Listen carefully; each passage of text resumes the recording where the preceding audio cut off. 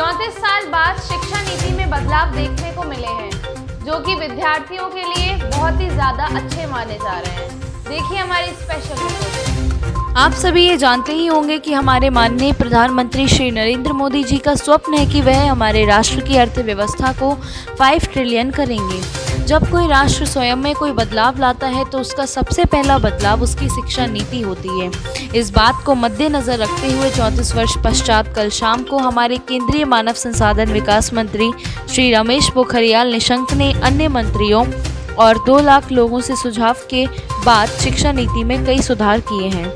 इस नीति की सबसे बड़ी विशेषता यह है कि स्कूली शिक्षा, उच्च शिक्षा के साथ साथ कृषि शिक्षा, कानूनी शिक्षा, तकनीकी शिक्षा और चिकित्सा शिक्षा जैसे व्यावसायिक शिक्षाओं को इस दायरे में लाना।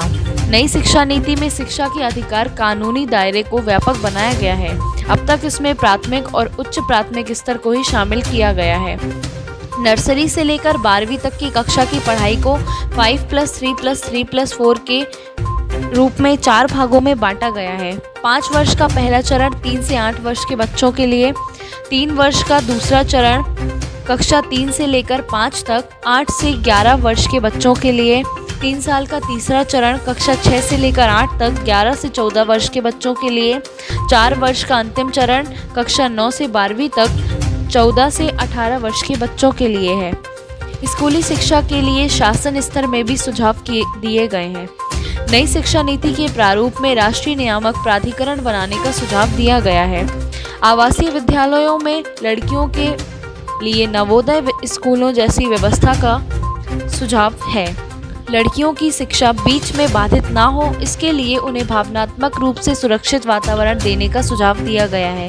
कस्तूरबा गांधी बालिका विद्यालय का विस्तार 12वीं तक करने का भी सुझाव है। शिक्षकों की सुविधा के लिए तकनीक के इस्तेमाल पर बल दिया गया है। मोबाइल फ़ोन, लैपटॉप, कंप्यूटर इत्यादि के माध्यम से अलग अलग ऐप्स का इस्तेमाल करके शिक्षण को रोचक बनाया जा सकता है। इसके अलावा हर साल 50 घंटे की टीचर ट्रेनिंग की बात पर भी जोर दिया गया है। शिक्षा के दौरान विषय वस्तु का बोझ कम करने की बात नई शिक्षा नीति में कही गई है, ताकि छात्रों को सिर्फ तर्क शक्ति के बल पर ही पढ़ना पड़े।